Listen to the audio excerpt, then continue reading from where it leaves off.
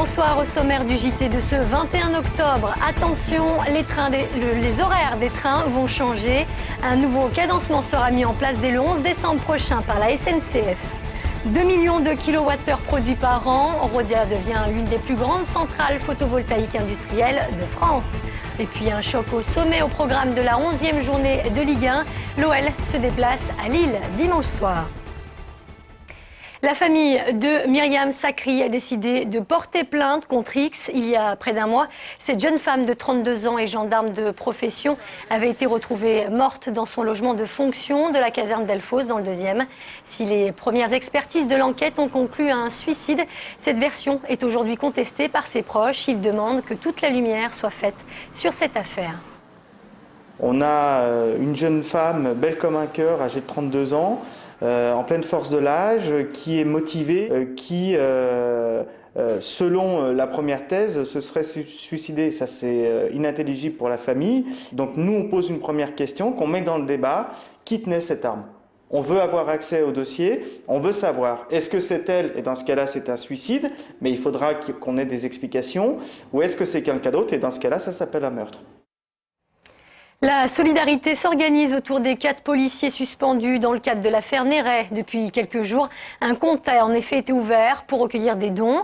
À l'origine de cette initiative, des collègues de la police judiciaire, mais aussi des policiers à la retraite. L'amicale de la DIPJ de Lyon a d'ores et déjà obtenu de nombreux soutiens. L'objectif étant de compenser la baisse des revenus des 4 fonctionnaires suspendus et de les aider pour financer leurs frais de justice.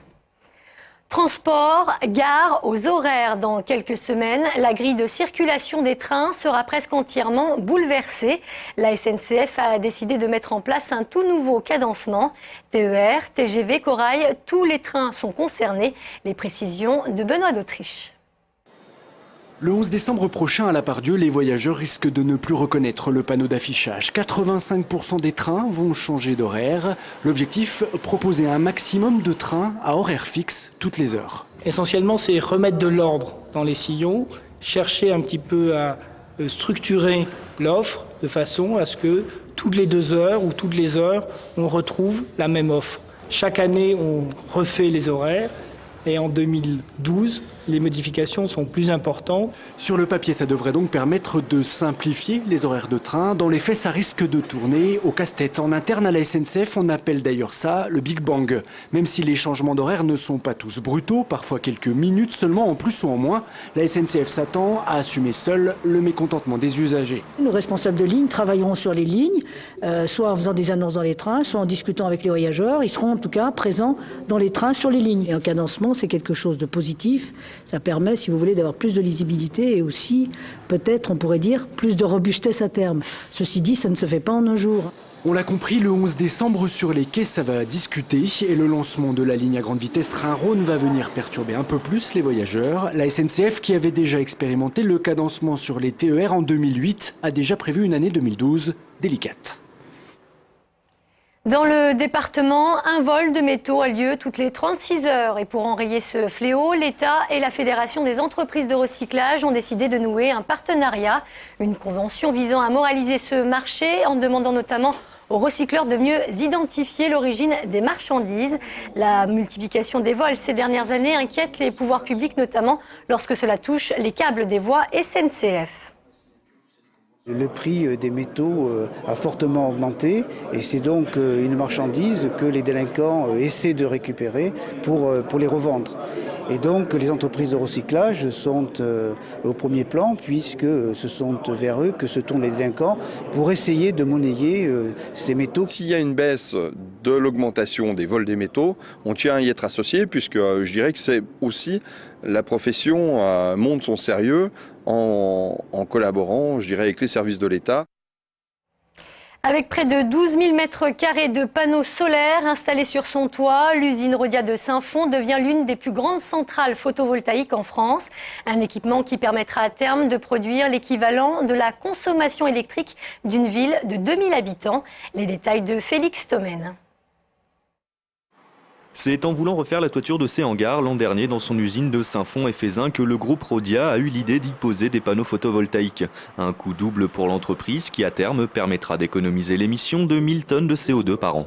Ça a permis effectivement d'améliorer, disons, la toiture. Et puis en même temps, c'est un projet qui permet de réduire les émissions de gaz à effet de serre. Et donc l'idée était de mettre en place très concrètement avec nos partenaires de Solaire Direct une nouvelle idée très pionnière de panneaux photovoltaïques.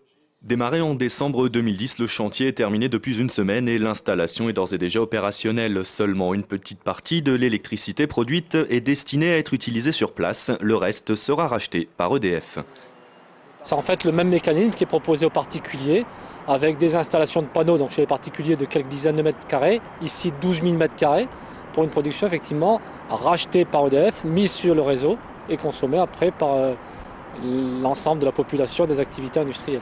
Avec ses 12 000 m² de panneaux, la centrale de Rhodia Belle Étoile possède l'un des parcs photovoltaïques les plus grands de France et produira 2 millions de kWh par an, l'équivalent de la consommation annuelle d'un village de 2000 habitants. Sport à présent, les joueurs de l'OL retrouvent la Ligue 1 après leur cuisante défaite face au Real en Ligue des Champions. Les hommes de Rémi Garde tenteront de se racheter face aux champions de France en titre, Lille.